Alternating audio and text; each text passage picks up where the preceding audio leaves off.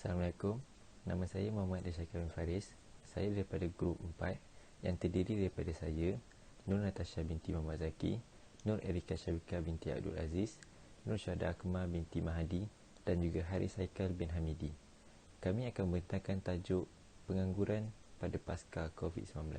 Pertama sekali, saya akan membentangkan tentang pengenalan. Apa itu pengangguran? Pengangguran ialah seseorang yang sanggup bekerja dan juga mahu bekerja tetapi tidak ada pekerjaan yang akan dilakukan. Mereka ini tergolong sebagai golongan tenaga buruh untuk sesebuah negara. Tenaga buruh ini dikira sejak mereka berumur 15 hingga 64 tahun yang sanggup bekerja. Seterusnya, saya akan menerangkan tentang bagaimana pengangguran ini boleh berlaku. Terdapat 3 faktor yang boleh menyebabkan pengangguran ini berlaku. Faktor yang pertama, tenaga buruh tersebut meninggalkan pekerjaannya, atau faktor yang kedua, tenaga buruh tersebut kehilangan pekerjaannya, atau yang ketiga, terdapat tenaga buruh baru yang akan menggantikan tempat pekerjaannya. Seterusnya, saya akan menerangkan tentang pengangguran di Malaysia. Kadar pengangguran di Malaysia pada tahun 2020 merupakan yang tertinggi sejak daripada tahun 1993, iaitu dengan kadar sebanyak 5.3%. Kadar yang tinggi ini akan menyebabkan kesan buruk kepada sesebuah negara tersebut, seperti pengeluaran sesebuah negara tersebut akan terjejas dan akan berkurang. Seterusnya, akan menyebabkan penurunan taraf hidup masyarakat. Hal ini akan menyebabkan masyarakat sukar untuk meneruskan kehidupan seharian.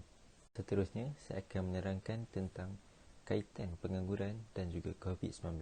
Kaitan yang pertama, Perintah Kawalan Pergerakan. Disebabkan Perintah Kawalan Pergerakan ini, para pekerja terpaksa akur dengan perintah kerajaan untuk duduk di rumah dan tidak boleh untuk bekerja selama beberapa bulan. Hal ini menyebabkan pengangguran berlaku. Kaitan pengangguran dan COVID-19 yang kedua ialah pembuangan pekerja oleh majikan. Hal ini disebabkan pihak majikan tidak dapat untuk menampung kos pembelanjaan yang tinggi dan juga tidak mendapat keuntungan kerana tidak dapat menjalankan perniagaan. Seterusnya, terpaksa untuk membuang pekerja demi mengurangkan kos pembelanjaan tinggi yang ditanggung. Seterusnya, saya menyerahkan kepada Nur Natasha untuk meneruskan pembentangan.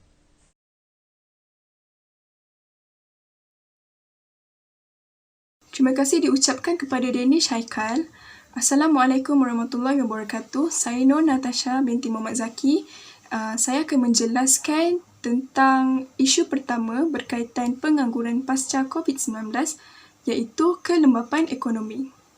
Sejak wujudnya wabak COVID-19, keluaran dalam negara kasar iaitu KDNK Malaysia mengalami pertumbuhan yang sedikit.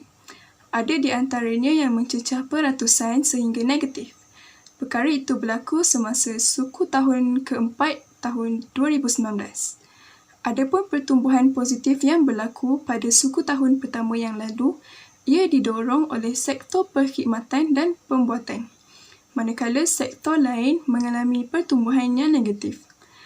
Disebabkan itu, jika berlakunya pengurangan perbelanjaan tersebut oleh isi rumah, maka ia akan memberi kesan kepada industri makanan, minuman, perhotelan, pengangkutan dan sebagainya, terutamanya kepada kelembapan ekonomi yang mempengaruhi pertumbuhan ekonomi Malaysia.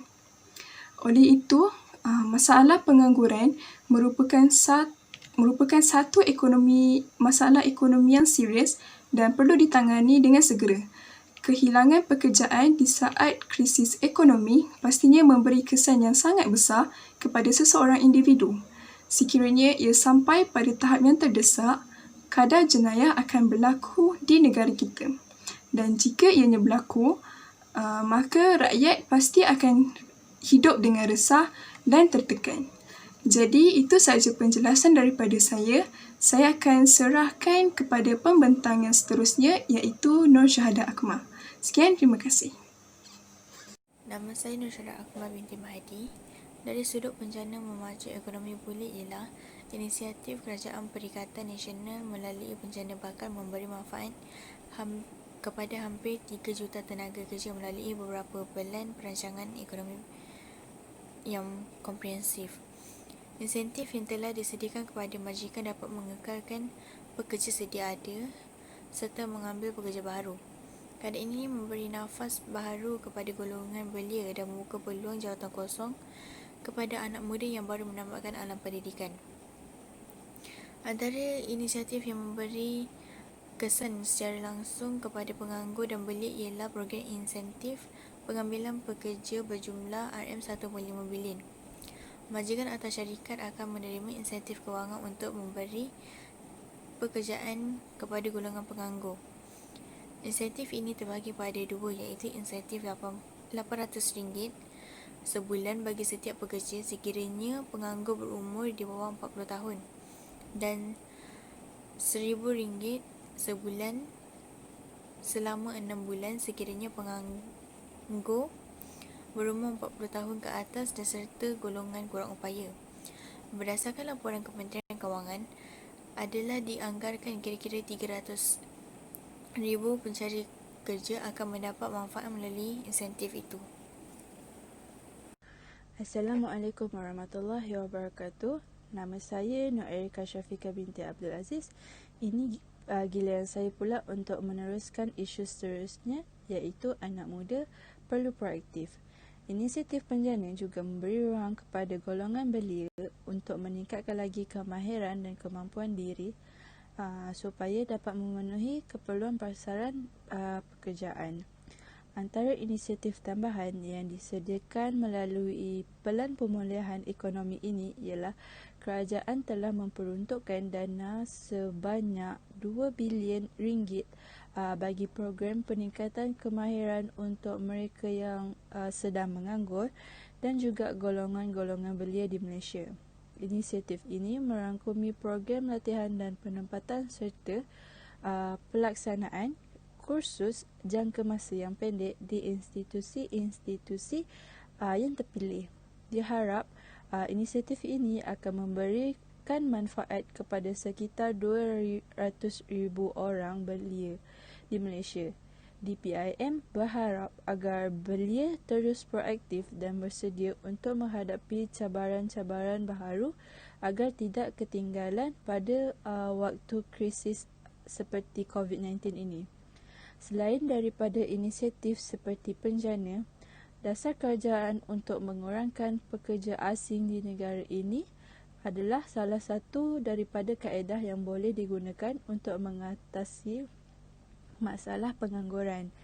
Sebagai contoh, Kementerian Wilayah Persekutuan telah memulakan inisiatif mengambil golongan gelandangan untuk bekerja dan mengurangkan penggunaan pekerja asing seperti Indonesia dan Bangladesh di pasar-pasar di wilayah persekutuan. Bagaimanapun, rakyat dan anak muda pada masa sekarang tidak boleh memilih pekerjaan pada waktu krisis seperti COVID-19 ini. Kelangsungan hidup adalah perkara pokok yang perlu diberi perhatian. Anak muda di negara kita diyakini sebagai golongan yang kreatif. Kini, ramai juga yang mengusaha perniagaan dalam talian dan ada juga yang memilih untuk menjadi pemandu panggilan seperti Grab ataupun penghantaran makanan seperti Foodpanda ataupun GrabFood. Sekian daripada saya. Kita teruskan kepada Haris Haikal untuk membincangkan kesimpulan beliau.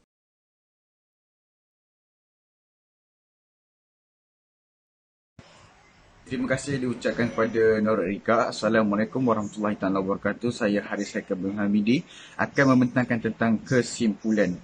Ya, yang pertama sekali, apakah persediaan yang kita boleh lakukan untuk menghadapi masalah pengangguran pada masa akan datang? Ya, sudah tentu.